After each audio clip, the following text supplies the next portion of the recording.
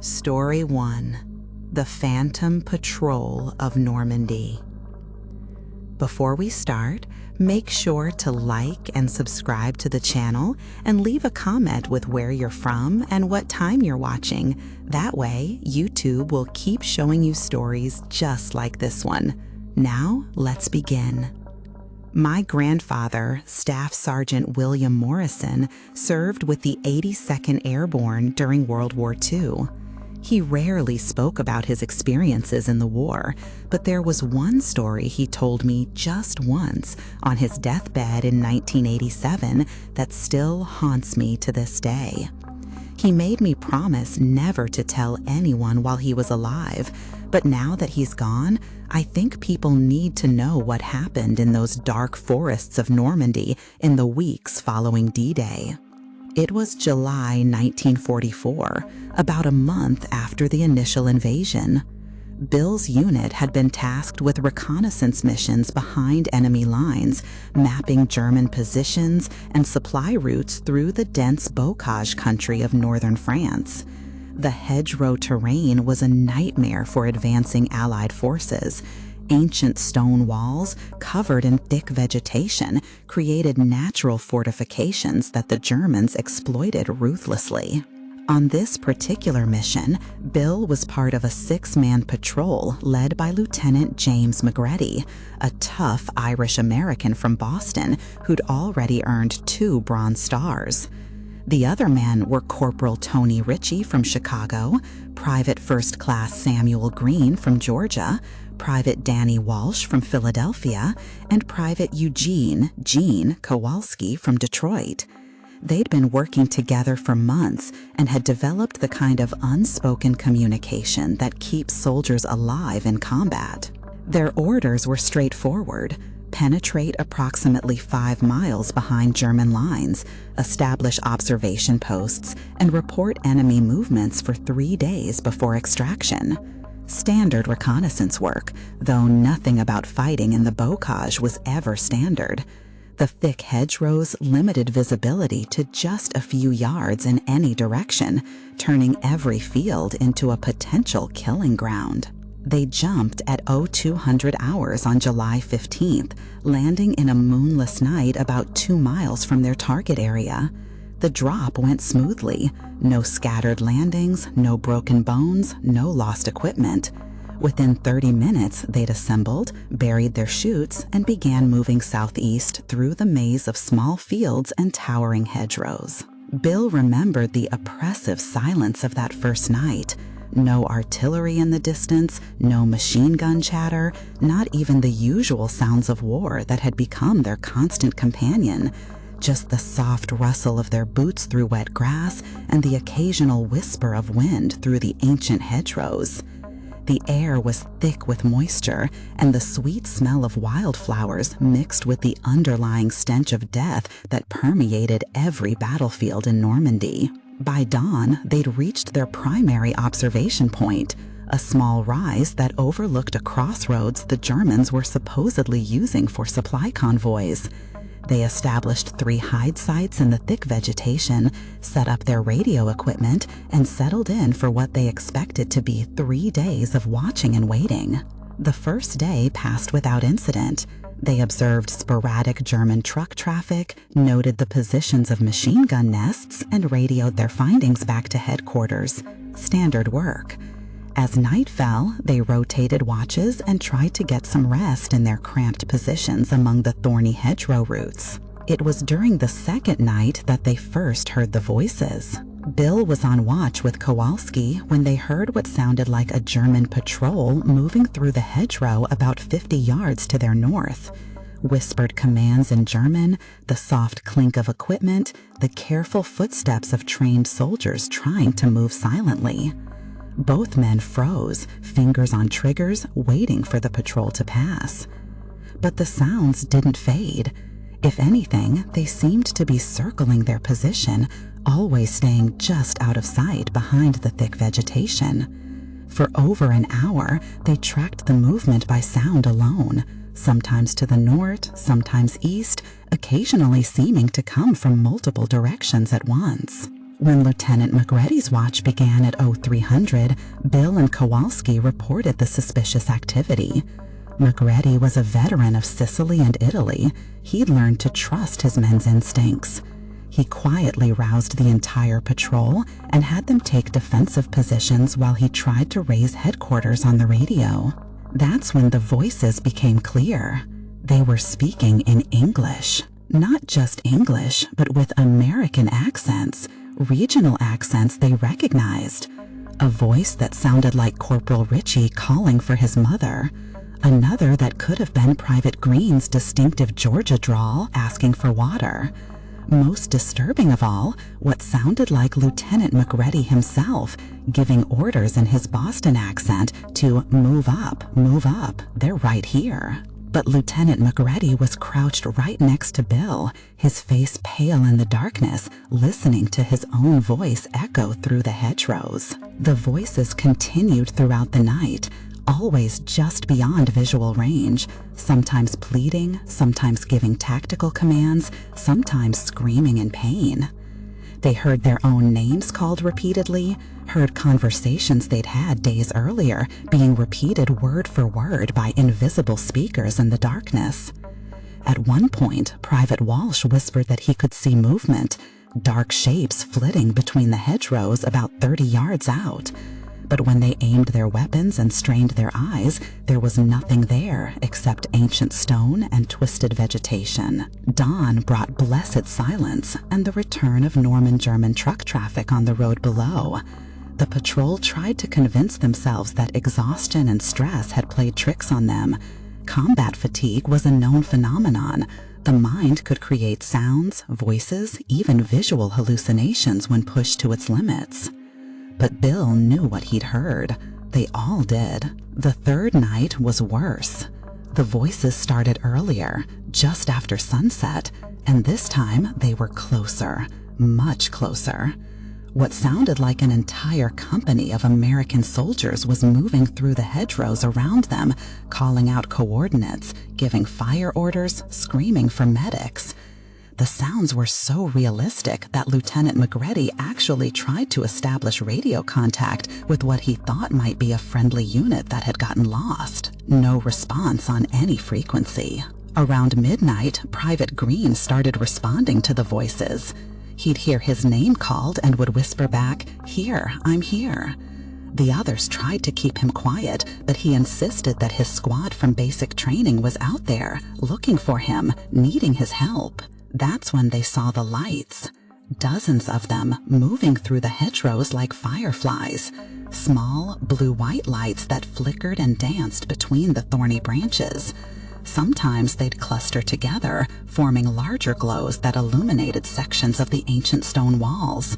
Other times they'd spread out in tactical formations, advancing and retreating like soldiers maneuvering for position. Corporal Ritchie, against direct orders, fired 3 rounds at one of the larger light clusters. His M1 Garand's distinctive ping echoed across the countryside, and for a moment, everything went silent. Then the screaming started. Not human screaming, something else. High-pitched wails that seemed to come from the earth itself, rising and falling like air raid sirens made of pure anguish. The sound went on for nearly 10 minutes before fading into whispers, then silence. Lieutenant McGready made the decision to abort the mission 12 hours early. They'd gathered enough intelligence, and whatever was happening in these hedgerows was affecting his men's combat effectiveness. He radioed for immediate extraction and ordered the patrol to move to their backup rendezvous point 3 miles southeast. They moved in tactical formation through the pre-dawn darkness, but the voices followed them, sometimes ahead, calling them forward, sometimes behind, urging them to turn back. The lights flickered through the hedgerows on both flanks, keeping pace with their movement. Private Walsh was the first to break. He suddenly stopped in the middle of crossing a small field and pointed at the hedgerow ahead of them. "There," he whispered. "There they are. Can't you see them?" The others looked, but saw only the dark outline of ancient stone and vegetation against the slightly lighter sky.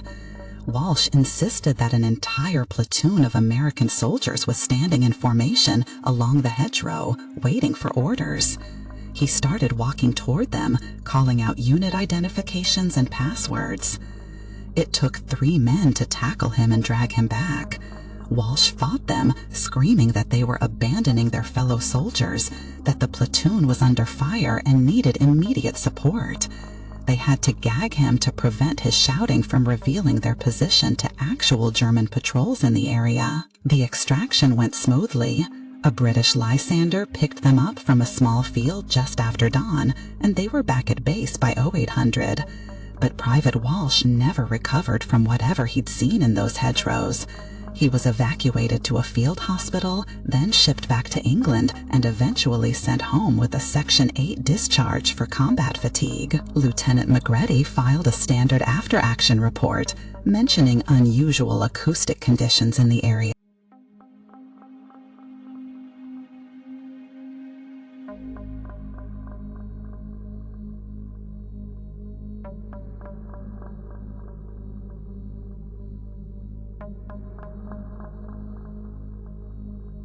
Story 2.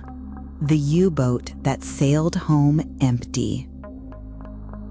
My father never spoke much about his service aboard the destroyer USS Benson during World War II, but there was one incident that haunted him for the rest of his life. He was a sonar operator, trained to listen for the distinctive sound signatures of German U-boats prowling beneath the Atlantic's surface. In 1943, at the height of the Battle of the Atlantic, he encountered something that defied everything he thought he knew about submarine warfare. It was October 1943, and the Benson was part of a convoy escort group protecting a formation of Liberty ships carrying desperately needed supplies to Britain. The convoy route took them through some of the most dangerous waters in the Atlantic, the area that German submariners called the Happy Hunting Grounds because of their success in sinking Allied merchant vessels. Dad's duty station was in the ship's sonar room, a cramped compartment filled with sensitive listening equipment and oscilloscope screens that painted green pictures of the ocean's depths. He wore heavy headphones for hours at a time, training his ears to distinguish between the sounds of whales, thermal layers, debris, and the distinctive diesel-electric signature of a U-boat running submerged. On October 15th, approximately 400 miles southwest of Iceland, Dad picked up an unusual contact on his sonar array. It was definitely mechanical, the rhythmic thrum of submarine engines and the cavitation pattern of a single propeller shaft. But something about the signature was wrong. The engine noise was too faint, as if the submarine was running at minimal power, barely maintaining steerageway. He reported the contact to the bridge, giving bearing and approximate range. Captain Morrison, no relation to my family despite the name, immediately ordered the convoy to take evasive action while the Benson and 2 other escort destroyers moved to investigate. As they closed on the contact, Dad continued monitoring through his headphones. The submarine was maintaining a steady course, showing no indication that it had detected the approaching destroyers. This was highly unusual. German U-boat commanders were legendary for their skill at evading Allied escort vessels, using every trick in the book to avoid detection and destruction. When the Benson reached attack position, Captain Morrison ordered Dad to get the most precise bearing possible. As Dad fine-tuned his equipment and adjusted his headphones, he began to notice other sounds coming from the submarine's direction. Sounds that made no sense. Behind the mechanical noise of the engines and propeller, he could hear what sounded like voices. Not radio transmissions or crew communications, but actual voices, as if people were speaking directly into the water. The voices were faint and distorted, but they seemed to be speaking in German, calling out in what sounded like distress. Dad reported the unusual sounds to his superior, Chief Petty Officer Williams, who took over the headphones to confirm the contact. Williams listened for several minutes, his face growing pale as he tracked the submarine's movement. When he handed the headphones back to Dad, his hands were shaking. "That's impossible," Williams whispered. "No submarine can make those kinds of sounds underwater." The voices were becoming clearer now, and Dad could make out individual words in German. Hilfe, help, Wasser, Mutter, mother. The sounds weren't coming through the submarine's hull. They seemed to be emanating from all around the vessel, as if the water itself was carrying the voices. Captain Morrison made the decision to surface the submarine before attacking. If there were survivors in the water, Navy regulations required them to attempt rescue before engaging the enemy vessel. The Benson transmitted the standard surrender demand in German and English, ordering the submarine to surface immediately. To everyone's surprise, the submarine began to rise. Dad watched on his sonar screen as the contact moved from 200 feet depth to 100, then 50. The engine noise grew louder as the submarine approached the surface, but the voices were becoming fainter, as if they were being left behind in the depths. When the submarine finally broke the surface 800 yards off the Benson's port bow, the crew could see it clearly through binoculars. It was a Type 7 U-boat, one of the standard German submarines that had been terrorizing Allied shipping for years. But something was wrong with its appearance. The conning tower was scarred and pitted, as if it had been underwater for much longer than any operational submarine should be. Sections of the hull showed extensive corrosion, and what looked like marine growth covered portions of the deck plating. Most disturbing of all, there was no sign of life on the submarine's deck or conning tower. Captain Morrison ordered a boarding party to investigate. Dad volunteered to accompany the team, curious about the source of the voices he'd been hearing through his sonar equipment. The boarding party consisted of 8 men, led by Lieutenant Commander Hayes, all armed and equipped for close-quarters combat. They approached the U-boat in a motor whaleboat, weapons ready, expecting resistance from the German crew. But as they drew closer, it became apparent that something was seriously wrong. The submarine was floating too low in the water, as if partially flooded, and an unnatural silence surrounded the vessel. The boarding party climbed onto the U-boat's deck through an open hatch near the bow. The metal was slippery with a film that felt organic, almost alive, and the smell that rose from the open hatches was indescribable, part decay, part seawater, and something else that made their stomachs turn. Lieutenant Commander Hayes led the team down into the submarine's interior, while Dad remained on deck to maintain radio contact with the Benson. What the boarding party found inside defied explanation. The submarine was completely flooded, but not with seawater. The compartments were filled with a thick, dark liquid that had the consistency of blood but smelled like stagnant pond water. Emergency lighting cast an eerie green glow through the corridors, powered by batteries that should have died weeks ago. In the control room, they found the submarine's logbook, written in German but still legible despite the moisture. The entries told a story that made no sense according to the known facts of submarine warfare. According to the log, U-boat 247 had left its base in Lorient, France on September 3, 1943, with a crew of 44 men under the command of Kapitänleutnant Klaus Weber. Their mission was to intercept Allied convoys in the North Atlantic, standard patrol orders for German submarines during that period. But the log entries became increasingly strange as the patrol progressed. On September 10th, the submarine had allegedly attacked and sunk 3 Allied merchant vessels in a single engagement, claiming 127 enemy crew members killed. The problem was that Allied records show no ships lost to submarine attack on that date in that area. September 15th, strange sounds coming from outside the hull. The men are becoming nervous. Hydrophone operator reports voices in the water, calling in German. September 20th, Engine problems persist. We are barely maintaining depth control. The voices are getting louder. Some of the crew claim to recognize the voices of men from other boats. September 25th. Half the crew is refusing to stand watch. They say the voices are calling them to come outside. Found 3 men trying to open the torpedo tubes from the inside. October 1st.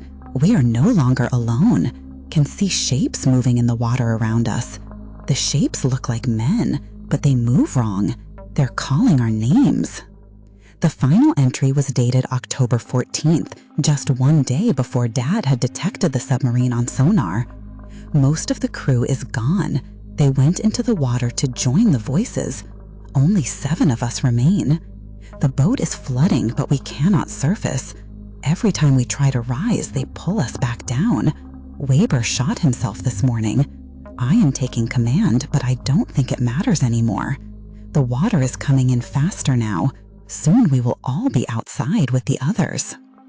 The log was signed by Oberleutnant Sir C. Heinrich Muller, the submarine's first officer. Lieutenant Commander Hayes ordered his men to search the rest of the submarine for survivors or bodies, but they found neither. The crew quarters were empty, except for personal belongings floating in that strange dark liquid. The engine room contained machinery that was still running, despite being completely submerged.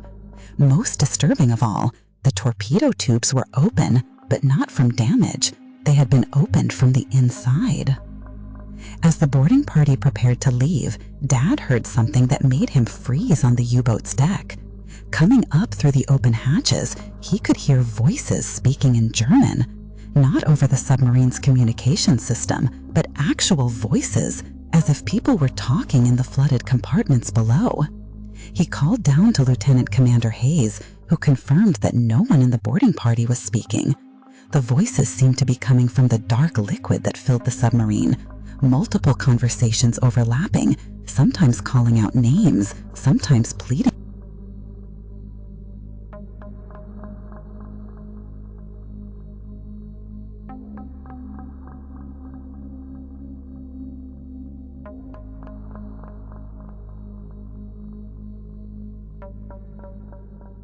Story 3. The Ghosts of Monte Battaglia. My uncle, Technical Sergeant Frank DiMarco, served with the 10th Mountain Division during the Italian campaign of World War II. He was a demolitions expert, trained in the use of explosives for both offensive operations and defensive positions. In October 1944, his unit was tasked with capturing and holding a strategic mountain peak in the northern Apennines called Monte Battaglia. What happened during those 2 weeks of fighting changed him forever, and he spent the rest of his life trying to forget what he witnessed on that cursed mountain. The 10th Mountain Division was unique among American combat units, specially trained mountain troops equipped for high-altitude warfare in harsh terrain. They'd been preparing for combat in the Rocky Mountains of Colorado for nearly 2 years before finally being deployed to Italy in early 1945. But Frank's battalion had arrived earlier, in the autumn of 1944, to spearhead the final push through the German Gothic Line.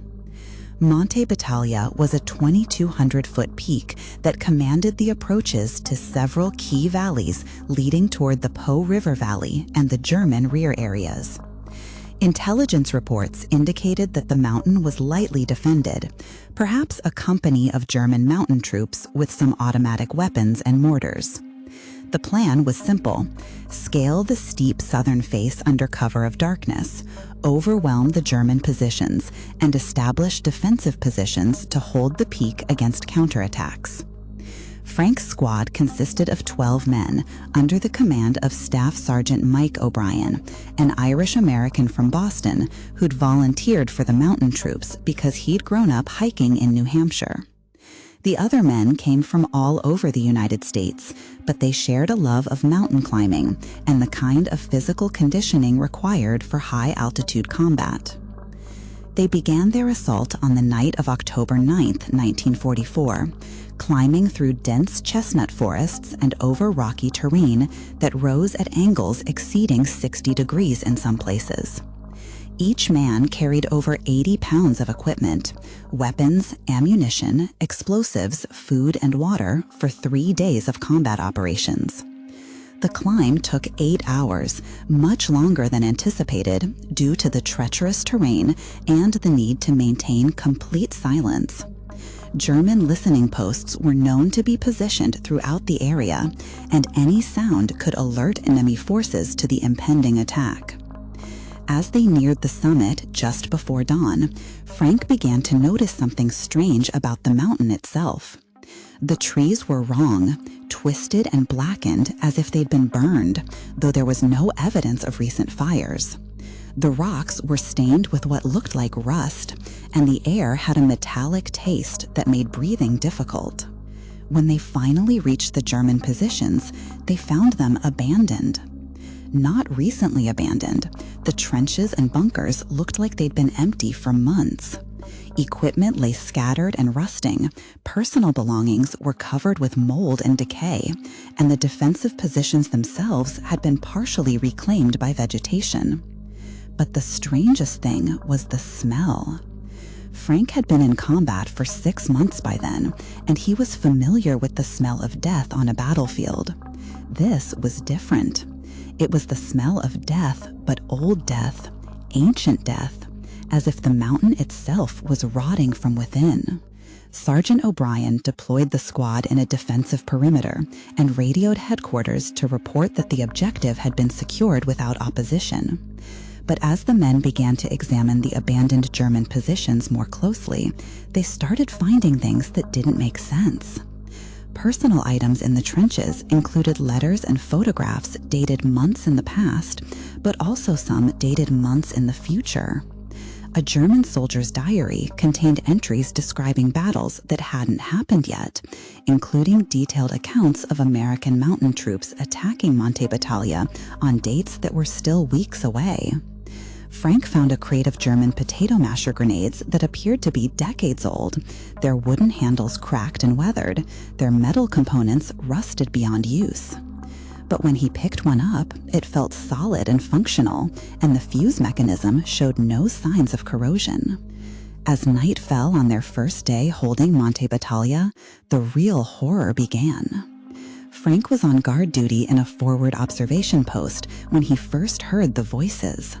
Speaking in German, but also in Italian, and sometimes in English with American accents. The voices seemed to be coming from multiple directions, sometimes from the valley below, sometimes from higher up the mountain, sometimes from underground. He reported the suspicious sounds to Sergeant O'Brien, who joined him in the observation post to listen. For nearly an hour, they tracked conversations in all 3 languages, sometimes overlapping, sometimes responding to each other across the language barriers. The content of the conversations was disturbing. German voices giving artillery coordinates for American positions that wouldn't be established until the following day.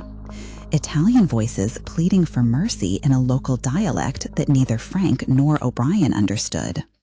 American voices calling for medical assistance and giving situation reports about battles that had already been fought months earlier. All of the conversations seemed to be describing the same battle, but from different perspectives and different time periods, as if every conflict that had ever been fought on Monte Battaglia was happening simultaneously. Dawn brought temporary quiet, but it also revealed evidence that the night's events had been more than hallucinations caused by combat stress and exhaustion.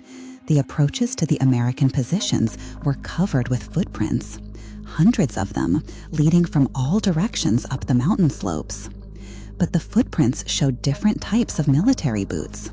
German mountain boots with their distinctive cleated soles, Italian army boots with squared toes, American combat boots from multiple time periods, and others that Frank couldn't identify.